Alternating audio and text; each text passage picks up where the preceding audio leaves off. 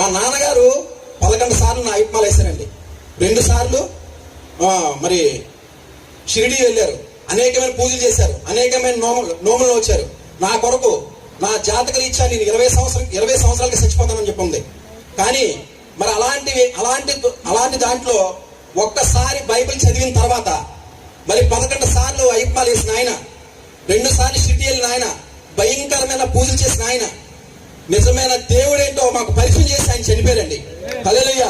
అందరూ అనుకుంటున్నారు మా నాన్నగారు చనిపోయారని. లేదండి, నేను ఇక్కడ సంఘంలో పరిచయం చేస్తున్నాను, మా నాన్నగారు అక్కడ దేవుడి దగ్గర పరిచయం చేస్తున్నారు. హల్లెలూయా. కాబట్టి నా తండ్రి నా కొరకు, మనిషికి చావు ఉంటుంది కానీ ఆత్మకి చావు ఉండదు.